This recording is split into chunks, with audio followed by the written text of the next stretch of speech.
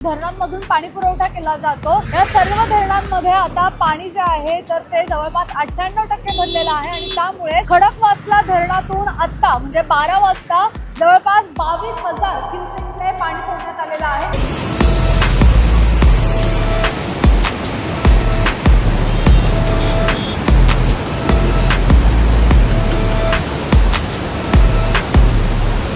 नमस्कार, मी मोना यांकुळे आणि आपण पाहताय सिविक मिरर।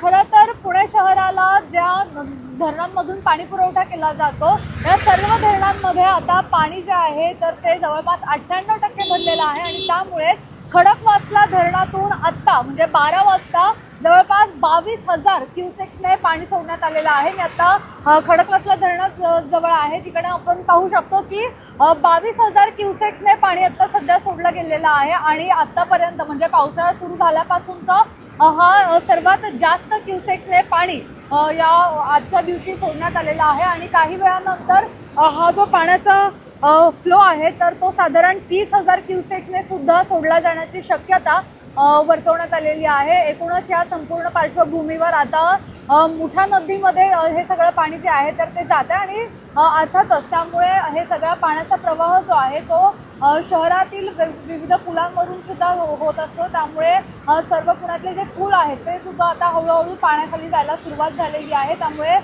प्रशासनाकडून वेगवेगळी आवाहनं केली जात आहेत, जसं की नदीपात्र परिसरामध्ये असणारी जी वाहनं आहेत तर ती हटवण्यास सांगितलेलं होतं। त्यासोबतच तिथे जे प्राणी वगैरे लावले जातात, प्राणी वगैरे बांधले जातात तर त्यांना सुद्धा हटवलं सांगितलं होतं आणि आत्ता जर बघितलं तर मोठ्या प्रमाणात हा संपूर्ण विसर्ग सोडलेला आहे। हे सगळं पाणी जे आहे तर ते मुठा नदीमध्ये जात आहे। खडकवासला धरणाची जी 11 दारं आहेत तर ते 11ही दरवाजे उघडण्यात आलेले आहेत आणि हा सगळा पाण्याचा विसर्ग सोडण्यात आलेला आहे। सकाळी 10 वाजता साधारण 16,000 क्युसेक्सने पाणी सोडण्यात आलेलं होतं आणि त्यानंतर 12 वाजता 22,880 क्युसेक्सने हे पाणी सोडण्यात आलेलं होतं आणि आत्ता जर आपण बघितलं तर अजूनही पुणे शहर असेल त्यासोबतच पुणे जिल्हा असेल या भागांमध्ये मोठ्या प्रमाणात पाऊस मुसळधार सुरू आहे आणि या मुसळधार पावसाच्याच पार्श्वभूमीवर जी सगळी धरणं आहेत म्हणजे पुण्याला पाणी पुरवठा करणारी धरणं आहेत तर ही धरणं पूर्णपणे भरलेली आहेत। या धरणांची क्षमता जर आपण बघितली तर 30 TMC इतकी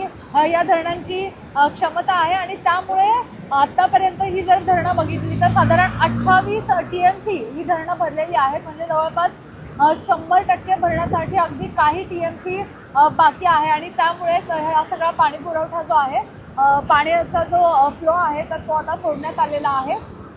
या संपूर्ण पार्श्वभूमीवर पर्यटनासाठी जे लोक बाहेर पडतात तर त्यांना सुद्धा पोलीस प्रशासन असेल, पुणे महानगरपालिका असेल, पाटबंधारे विभाग असेल यांच्याकडून वेगवेगळी आव्हानं केली जात आहेत कारण की अशा प्रकारे जेव्हा पाऊस सुरू असतो तेव्हा मोठ्या प्रमाणात पर्यटनासाठी नागरिक बाहेर पडतात आणि बाहेर पडल्यावर अशा प्रकारे रील्स किंवा फोटोशूट करण्यासाठी पाण्याच्या जवळ जातात। तर हे सगळं टाळण्यासाठी वेगवेगळी आव्हानं आता या प्रशासनाकडून करण्यात येतात आणि दिवसभरात जसा पाऊस वाढेल जशा पद्धतीने धरण भरलं जाईल तर त्या ह्याच्यावर पुन्हा एकदा पाण्याचा जो विसर्ग आहे तो केला जाणार आहे आणि आजपर्यंत 22,000 हा सर्वात जास्त पाण्याचा जो विसर्ग आहे तो आहे आणि त्यापेक्षा सुद्धा जास्त म्हणजे साधारण 1 ते 1.5 वाजता 30,000 क्युसेक्सने सुद्धा पाणी सोडलं जाण्याची शक्यता आहे। त्यामुळे ज्या नदी पात्राच्या आजूबाजूला राहणारे जे नागरिक आहेत त्यांना सुद्धा आता आवाहन करण्यात आलेलं आहे आणि सुरक्षेच्या दृष्टीने त्यांना सुद्धा हलण्याचे आवाहन या सगळ्या प्रशासनाकडून करण्यात आलेलं आहे।